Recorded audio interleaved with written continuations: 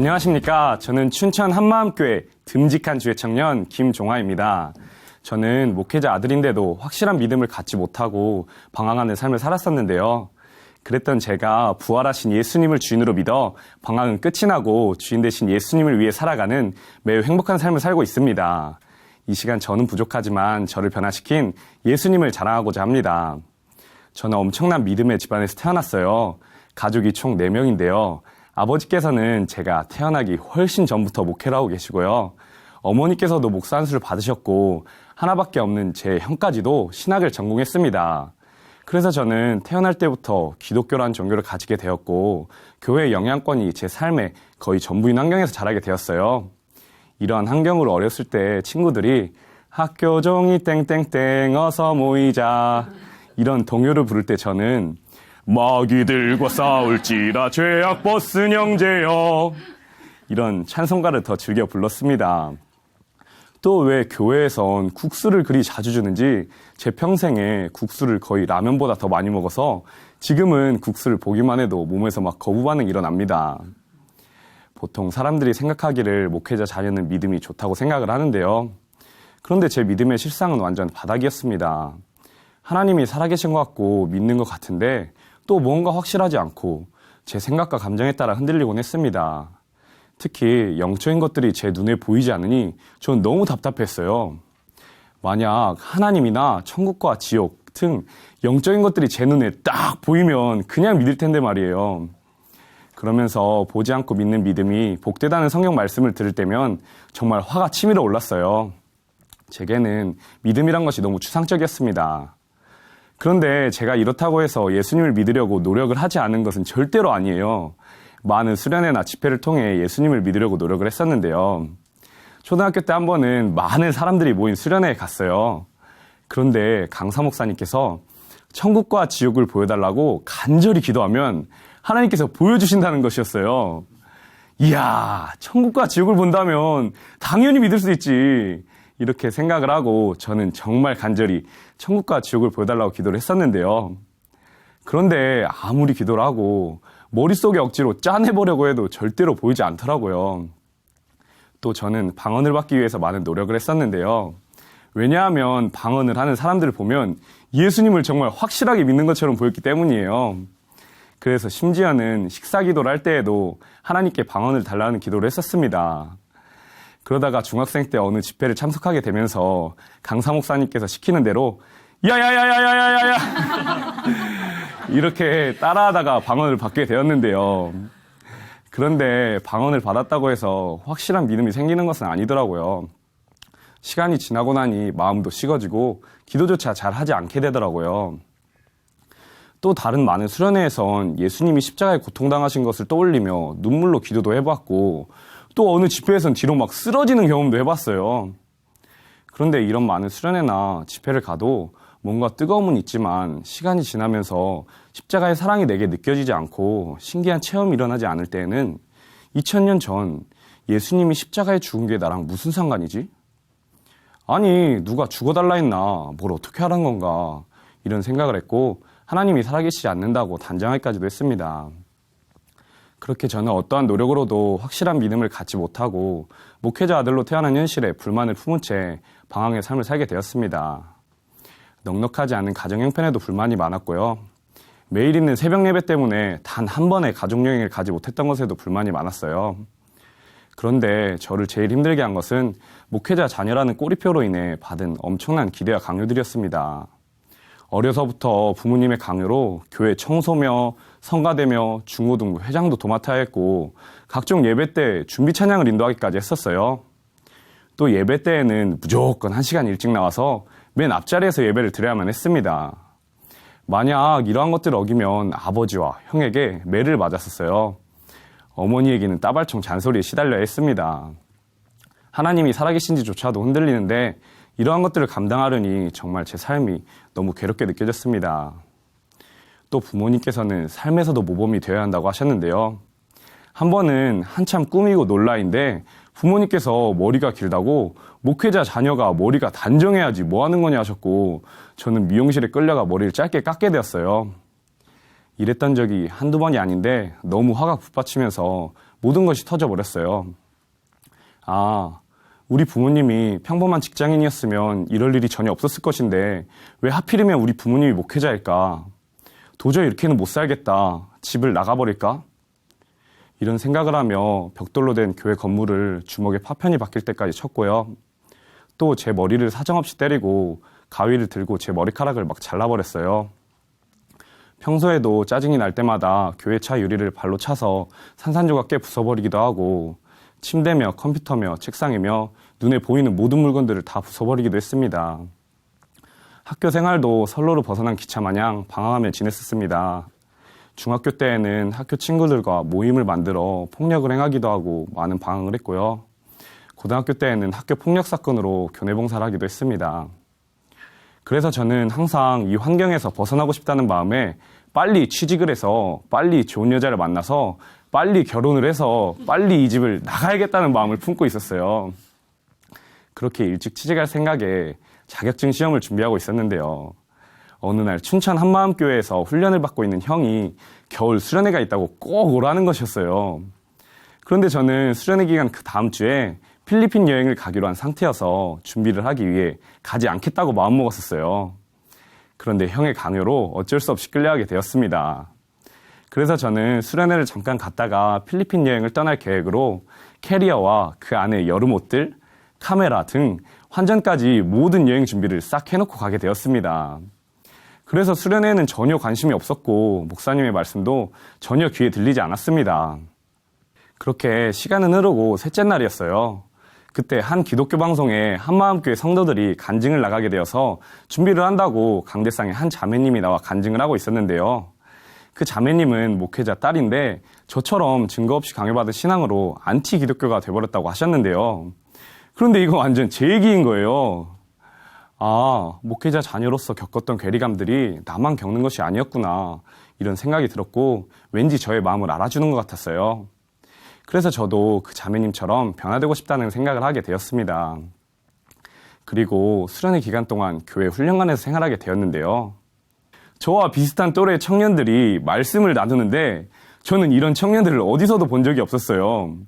이건 뭐 노인네도 아니고 20대 청년들이 인생이 짧다면서 주먹을 불끈 쥐고 짧은 인생 표대령에서 전진하자 하고 막 생명을 걸고 진리를 위해서 달려가자 막 이런 말들 하는데 아니 이건 뭔가 여긴 어디이고 이들은 누구인가. 이 청년들의 열정적이고 진실된 모습 속에 쏙 빨려들어가게 되었고 저도 그 확신에 찬 청년들처럼 되고 싶다는 생각을 하게 되었습니다. 그런데 이제 수련회는 끝나가고 필리핀 여행 날짜는 가까워졌는데요. 지금 만약 필리핀 여행을 가게 되면 여전히 제 삶의 괴리감으로 힘들어하며 살 것 같아 저는 필리핀 여행을 과감히 포기하고 교회 훈련관에서 훈련을 받기로 결심했습니다. 그런데 그 자매님의 간증 속에서도 그렇고 한마음교회 청년들, 교회 지체들 모두가 부활의 증거로 예수님을 믿었다는 거예요. 그런데 저는 이평생 살면서 예수님의 부활은 그 누구보다도 많이 들어봤을 거예요.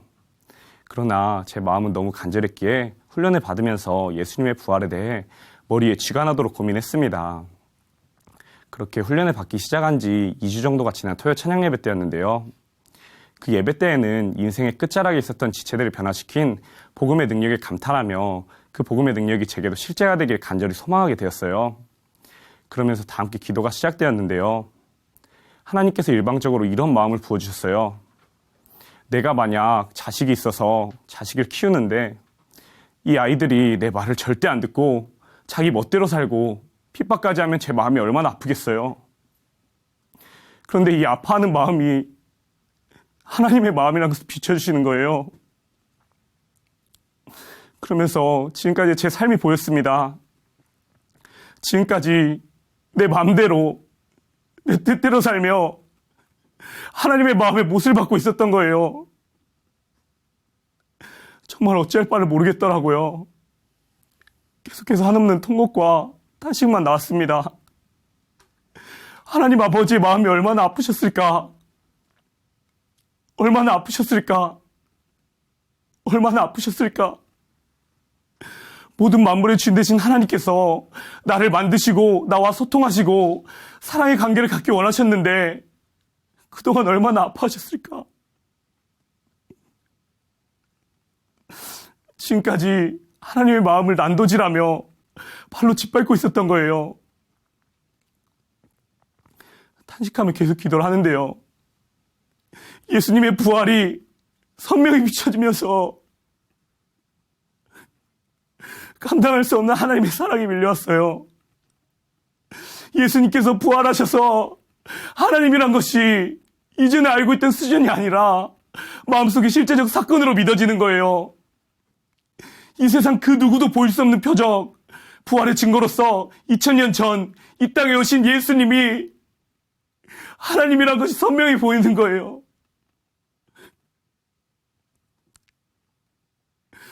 그리고 독생자 예수님을 이 땅에 보내신 하나님의 마음이 보이면서 처절한 회개가 나왔습니다. 하나님께서는 나 때문에 찢어지게 아파하시면서도 나를 사랑하셔서 내 죄를 사하시려고 독생자 예수님을 이 땅에 보내주신 것이었어요. 하나님을 버린 마귀 같은 죄, 죽어야 마땅한 죄를 짓는데도 불구하고 하나님께서는 십자가에 예수님을 죽이시고 다시 살리심으로써 저의 모든 죄를 용서해 주신 것이었어요. 구약시대 때에 죄를 지었을 때 동물을 잡아 직접 칼로 찔러 죽인 것처럼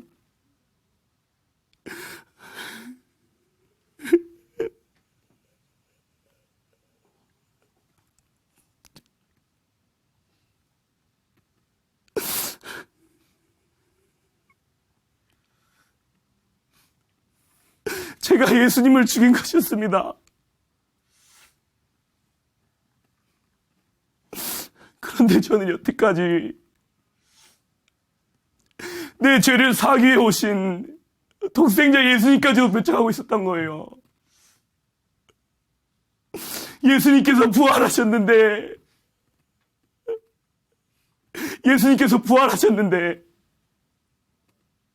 예수님께서 부활의 확실한 증거를 주셔서 내가 너의 참 하나님이다. 내가 너의 참 주인이다. 확증시켜 주셨는데 제가 예수님을 믿지 않았습니다.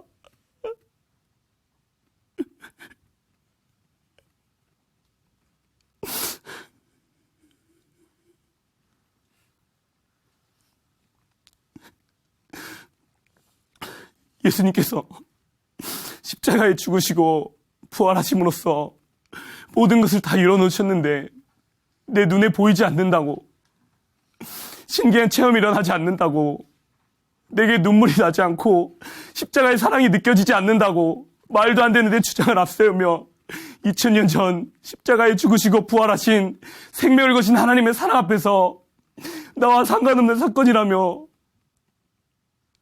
도대체 정말 살아계신 거 맞냐고, 왜 내 삶을 힘들게 하냐고 따지며 마귀보다도 더 악랄한 죄를 짓고 있었던 거예요. 독사의 새끼, 진노의 자녀, 예수님을 죽이자 외치던 유대인이 바로 저였습니다. 사도행전 2장에 너희가 십자가에 못 박은 이 예수를 하나님이 주와 그리스도가 되게 하셨느니라. 너희가 죽인 예수가 부활했다. 너희가 죽인 예수가 하늘 보좌 우편에 앉아 계신다. 이 말씀이 저에게 하는 말씀이었습니다. 저는 어찌할 바를 몰라 아버지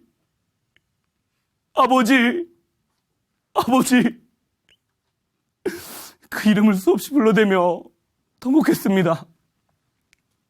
그리고 하나님께 고백했습니다. 하나님, 이제는 절대 주님 곁을 떠나 살지 않겠습니다.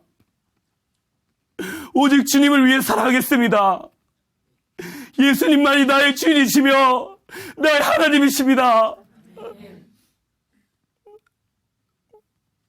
영원한 사랑, 하나님 품 안에 거하게 하시려고 십자가에 죽으시고 부활의 증거를 보여주신 주님, 정말 온 마음 다해 사랑합니다. 이 악랄한 죄인이 감히 주님을 사랑합니다.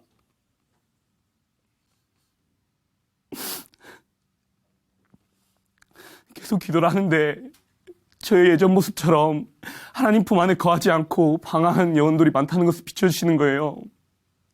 그러면서 제가 이 방황한 영혼들을 하나님 품 안으로 안겨드리겠다는 고백을 하게 되었습니다. 감격의 예배를 모두 마치고 훈련관에 들어와서도 내가 어떠한 죄를 지었는지, 어떠한 사랑을 받았는지 이 마음들이 마음속에서 가시질 않아 형제들 앞에서 눈물로 그 마음들을 나눴습니다. 이렇게 어떠한 노력으로도 확실한 믿음을 갖지 못하고 방황하던 저는 부활의 확실한 증거로서 내가 주인 되었던 죄를 회개하고 예수님을 나의 주, 나의 하나님으로 모시게 되었고 저의 삶은 180도 변하게 되었습니다. 목회자 자녀로서 겪었던 괴로움은 싹 사라지고 방황의 삶도 끝이 났어요. 지금은 오히려 목회자 자녀로 태어난 것을 축복이라 자부하고 다니는데요.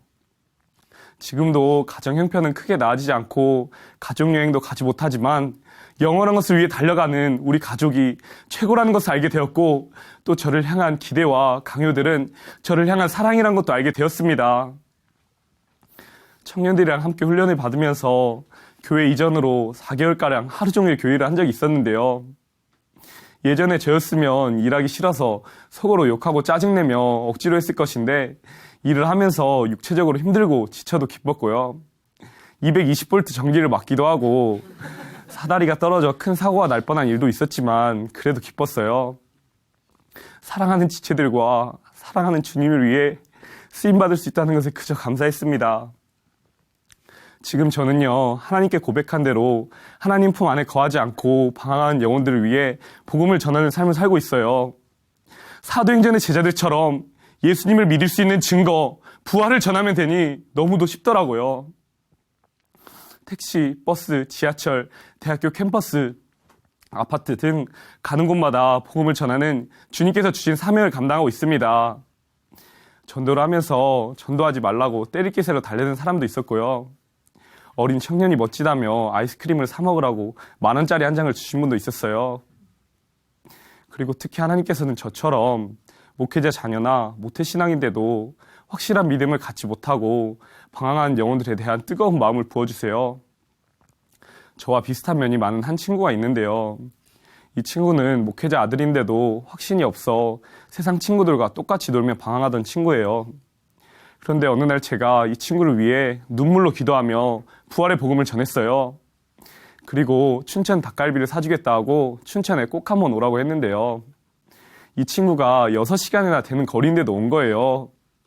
그래서 한마음교회 훈련관에 들어오게 되어 약 7개월가량 같이 훈련을 받으면서 나를 위해 죽으시고 나를 위해 부활하셨기 때문에 나는 이분을 위해 이분이 원하시는 삶을 살겠다고 고백하는 놀라운 복음의 사명자가 되었습니다. 하나님을 버린 죄로 죽어야 마땅한 저에게 영원한 생명을 주시고 하나님의 꿈을 이뤄드릴 사명자로 불러주신 주님 정말 사랑합니다. 이 하나님의 꿈을 위해서라면 순교의 잔이 내게 온다 하더라도 이미 영원한 생명을 얻은 존재이기에 마땅히 감당할 것입니다. 감사합니다.